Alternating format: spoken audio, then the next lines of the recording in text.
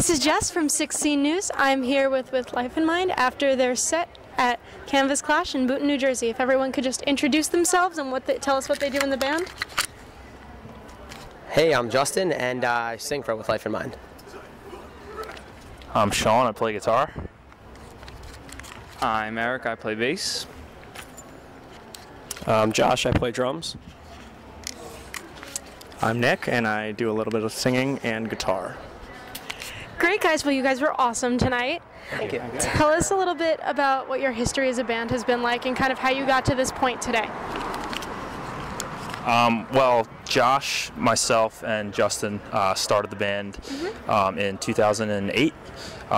We actually practiced for like a year and wrote songs before actually ever playing a show because we wanted to kind of be as tight and prepared as possible to make a good first impression. So yeah, we've had like a bunch of member changes, and that's kind of it. We have an EP that we did in 2009, a full length that we did in 2010, and we're working on a new record now. So yeah, anybody else want to add to that? Eric right here is our new bass player. He's a good guy. He's kind of a happy fellow most of the time. And he's probably our 17th bass player, but it's cool. He's doing great. Yeah, and now we're actually working on writing our new full length that's hopefully gonna be out in the next 8 years. So we'll see what happens. And this is we actually just got off tour with Alters and Creations, and it was amazing. And they're some of the best bands that we've ever had the chance of touring with. It ruled. Very, very cool. So tell us a little bit about your sound and your influences. I grew up on a lot of like merengue and sort of Brazilian drum stuff. Honestly, we're all just guys that grew up, just going to shows and listening to music and kind of getting into a lot of bands that sort of have, something to say and a passionate, powerful sort of meaning and message behind them and stuff like that. And that's always been something that we've wanted to be a part of and bring to With Life in Mind. It ranges from, hardcore bands and pop punk stuff to a lot of indie rock and instrumental things. But for the most part, we're all kind of on the same page with with just having that sort of passion and intensity and energy behind our music that, we like to showcase not only on our records but in our live show every night. Very cool. Yeah. So what kind of training did you guys have coming into the band on your instruments? Training, yeah. Technical training. None. Literally. Has anybody? No. No. I think. Yeah.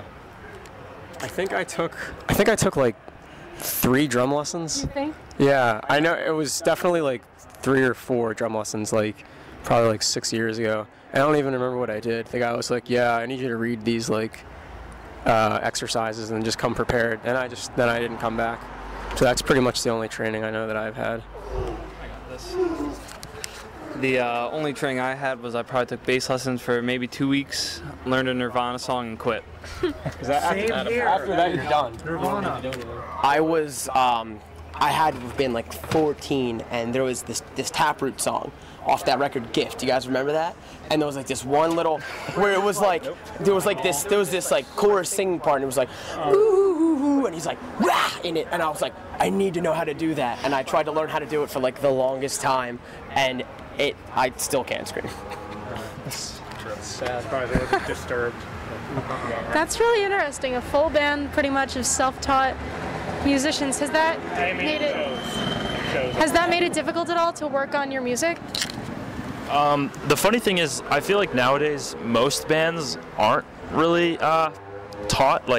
It's more uncommon to find someone that's actually trained than it is someone that just started learning how to play guitar or drums in their basement or whatever. I guess back in the day, it was a lot more it was kind of the opposite. I guess it was if you wanted to play guitar, you took lessons, but it's just become such a thing where kids go on YouTube and learn how to play an instrument like that. And I learned off of tablature, which is a poor man's sheet music, basically. Yeah. So yeah, it's really easy to kind of do it on your own now. Not to sound cocky, we all are awful at what we do, but we get by. So I have something to say. The only reason I can somewhat play guitar now is because I started a band with my friend, and I played guitar in it, and he just told me how bad I was all the time. And that kind of motivated me to get mediocre, I guess. To not suck as much. That's really interesting, I have to say. So what has your experience been like working on this band? How has that been different than working on other bands maybe that you worked with in the past? I'll take this one. Coming from like some pretty bad bands that I've been in. Should I start naming? Well, no, it's fine. We don't have much time. Yeah. So, I mean, me just coming in like this week, kinda. For me, like, wait, what was the question? It was like, How is it different than working oh, different, right, different. It's just like coming into this band, it was like so put together. Like everyone had their specific roles. Like, this is gonna sound dumb, but like my first band with merch and like a CD, like it just, I feel like as bad as they all are at their instruments, they like put everything together well. They have everything they need to have, and it's been awesome. Anyone else? Yeah, I mean, just in terms of like this band, I know like in the first like initial phases, like like day one and stuff, like when me and Sean kind of had the idea to start the band, it came out of us being in different bands when we were in like high school and stuff, and kind of growing up going to shows in our hometowns, and we always used to joke around like when our bands would play together, like it would be really cool if we like started our own band, because we had a lot of complaints about the bands that we were in before, and we were like, we kind of felt like we were on the same page with a lot of stuff that we wanted to do, and we sort of got together and started just mapping out ideas and discussing what we wanted to get out of doing a band together, and we pretty much had it so that it was just like, no bull from like day one. It was just, we knew what we wanted to do. It was like really planned out, and we kind of just put those plans into motion, and I like to think that the band sort of operates on that same principle today. It's just, you're in it, you know what you have to do, and there's really not a whole lot of room for, anything else. It's just, I always say like anything less than getting it done is just sort of unsatisfactory. So that's kind of how we approach this band for the most part. Anybody else? I think he summed it up pretty well. You good? All right. So what do you think makes you guys unique in a genre where there are so many bands doing the same thing? Before now, nothing. We've had our. No, I shouldn't say that. I like to think that our message is a lot more unique than kind of what we see around, like in the scene. Not to like badmouth what any bands are doing, but there's a lot of like religious backed bands, and a lot of like the opposite, where bands want to curse and say like stupid mosh call out things that they can print on t-shirts, and it's annoying, but we just try to be like an honest band, and we want to be something that kids can relate to without having to be pinpointed to a certain group, so I like to think that makes us kind of unique. Like musically, just now we've really started to write like our like kind of find our own sound. We had like two new songs that we just released called Deafening and Washed Away, and those are like kind of the first songs that we feel are like our own sound. Would you guys agree with that? Yeah. So we're just starting to feel like we have our own thing. Before that, it was kind of like, you could kind of listen to a part and be like, oh, they were listening to that band or something, So that's about it. All right, you have something to add? Yeah, dude, lyrically. Yeah, I think saying how you have to like try to stand out and stuff, and how we're doing stuff differently. I just think that today, and we all have been going to shows for years and years, and I know that when I grew up and started getting into hardcore and aggressive music, I was watching someone who was just super pissed on stage and had something to say and was speaking their heart to you and actually cared about something. And today I think that substance and that sort of like sincerity in music is really lost. And I think that there's a lot of people that get up on stage and scream at you about nothing, or about some nonsense, like about doing drugs or like partying, and it's just, to me, that's like it's not sincere, and it's not like heartfelt, and I can't imagine going out every night and screaming my heart out, if it didn't mean anything. So I think that, and there's a lot of bands coming up now that are, realizing that and have a really great message and have something to say and have something to sort of, you know, give to kids, you know, to have them, you know, interact with, and, you know, lyrically, like, have something that they can take, they can read it and sort of, you know, take what they want from the lyrics, you know, and kind of like figure stuff out on their own in that way. And I think that's like a really important part of what's going on, because there's so many bands out right now that are doing stuff, and it's like, how do you stick out? And, you know, and I think that's a good way to kind of, you know, build yourself up as, you know, as your own entity. Yep. Great. So tell us what kind of equipment you guys use on stage. I use a Mesa oversized rectifier cab, and I use a PV6505 head, and I have a big giant pedal board with a Maxon overdrive. I have 2 noise gates, NS2, and a, what's the other one? Decimator? Yeah. ISP decimator, and I have a Keeley compressor and a tuner, and a volume pedal, and a delay, line 6 delay, and yes, and a EC1000 guitar.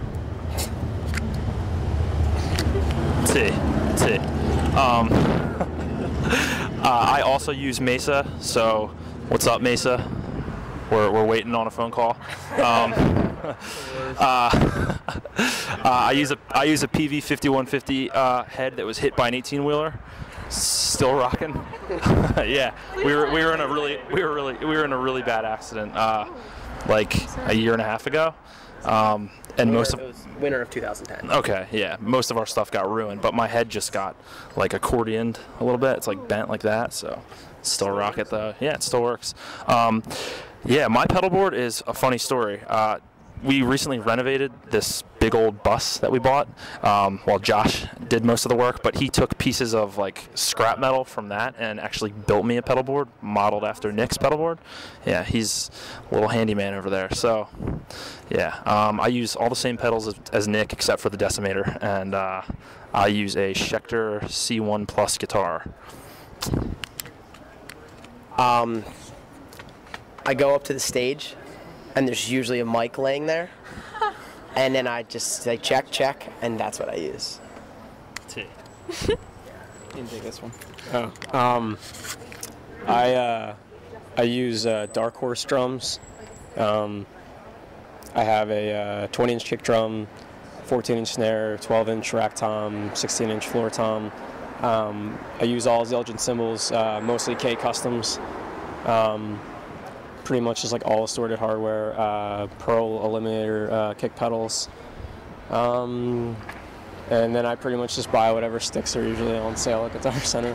And that's, and then I just have some electronic stuff that I run all of our samples through. Yeah, that's pretty much it. I have a backline head.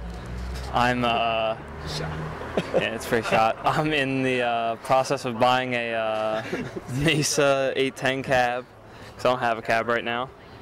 And I played through a Fender Squier jazz bass. Yep. So now, and then I talk it up. It's a Squier. Yeah, and then I got a. Oh. You look great. It stopped recording. Why did it stop recording? Somebody press something maybe. Keep going. That guy who walked there. A Sanzan pedal, and this really nice, it's like this pedal, it's a tuning pedal, it's really nice though, and yeah. All right, so we're going to skip the question of the week just because my camera's running out of memory. What's the question? Is it The question of the week. crucial question then? No, it's just a question about current events in the music world. So we like to support local bands here at 16 News. What are your favorite local bands? From this area? From any area. Any area. 2 minutes. No pressure. I got one. Manners from Connecticut. Yeah, they're awesome.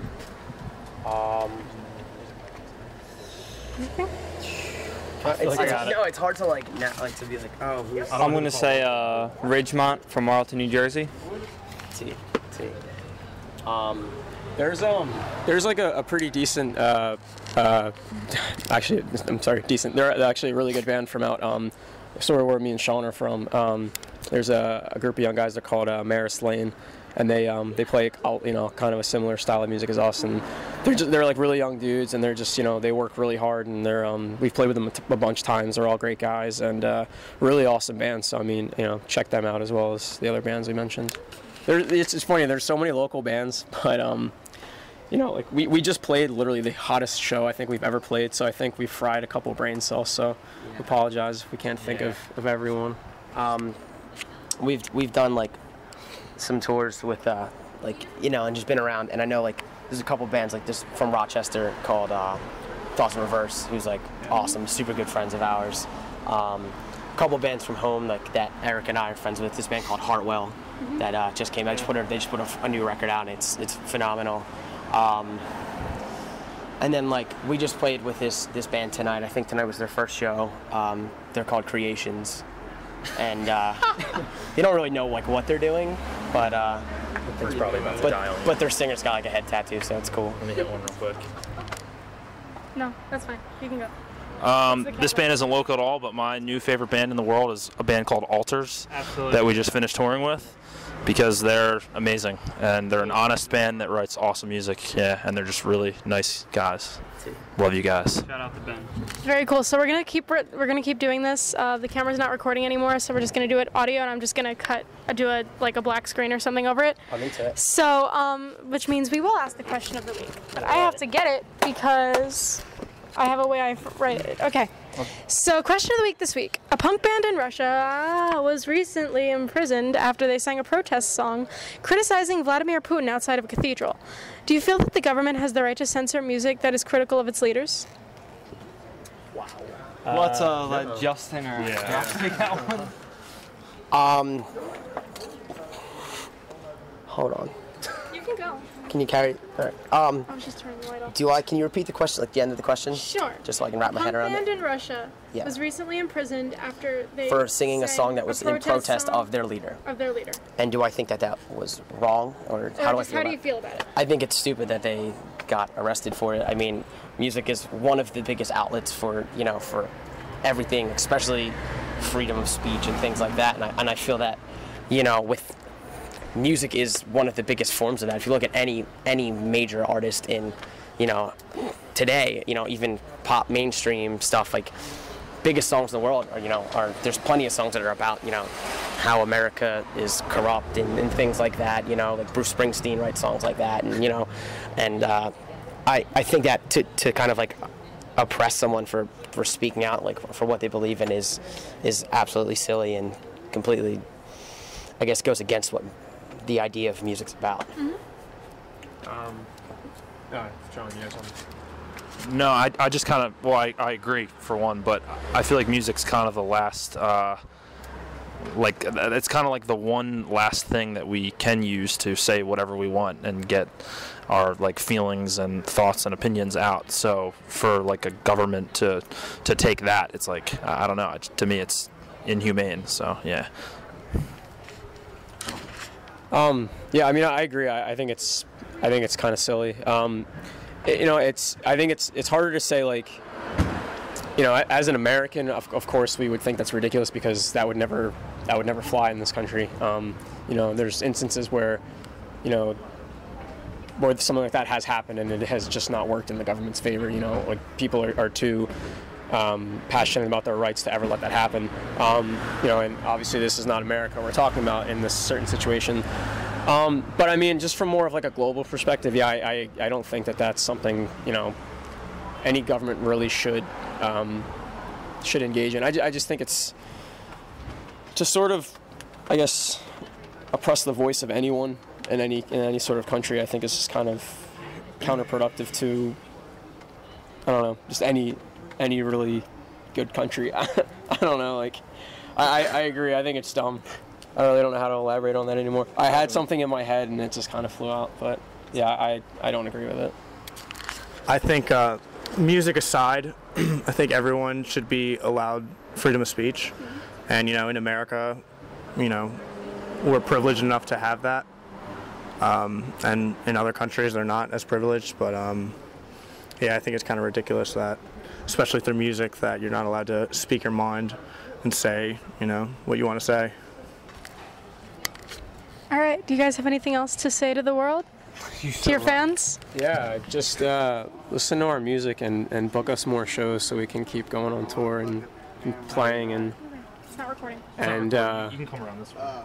yeah, just check out our music, whatever. Support local music, support touring bands, and you know, just keep music alive in your hometowns. Go to shows, do what you got to do, and yeah, I mean, hopefully one day we'll get to come out and play for you guys.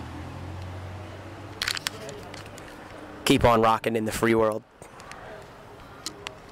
If you do you, it's Geo. Life's a garden. Dig it. We are the slaves to freedom.